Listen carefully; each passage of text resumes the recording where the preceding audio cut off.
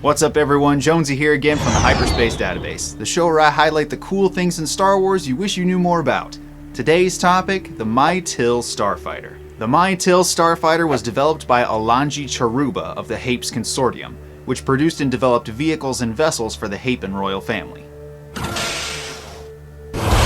The standard Miy'til fighter was very compact, coming in at only 25 feet long, which was shorter than the A-Wing of the Rebel Alliance, which was 32 feet. This meant that the Hapan engineers had to fit a lot of components into a very small frame, and they ended up miniaturizing many of the parts to fit.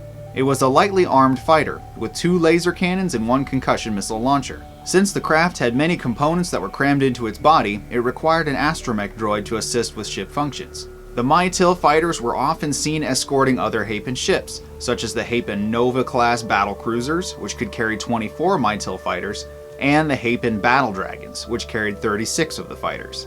The mobile palace of the ruling Hapan Queen, the Star Home, carried 60 of the mobile fighters in its hangars. The original Miy'til fighters had an interesting history in their design. After the Clone Wars, several Separatist engineers fled to the Hapes cluster and took refuge with the Consortium. This led the CIS engineers to work with the Hapans to develop new starships, and one of those designs was the Miy'til fighter. The most famous Miy'til fighter was the Storm, which was the heavily customized personal starfighter of the Hapan Prince Isolder. This fighter was a very expensive personal craft, costing up to 500,000 credits to modify, which was more than double the cost of a new fighter. Isolder's modifications were well worth it though, as the Storm boasted a triple fire-length laser cannon, mini concussion missile launcher with 10 custom-built missiles, and 2 ion cannons, 1 on each wing.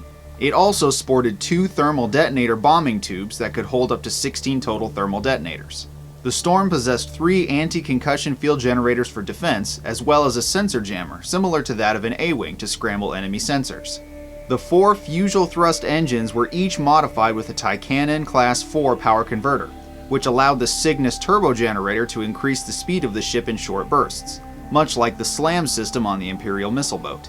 The Storm also featured an R2 Series 5 unit that was custom designed, which was a gift from Princess Leia during the peace negotiations between the New Republic and Hapes, as seen in the Legends novel The Courtship of Princess Leia.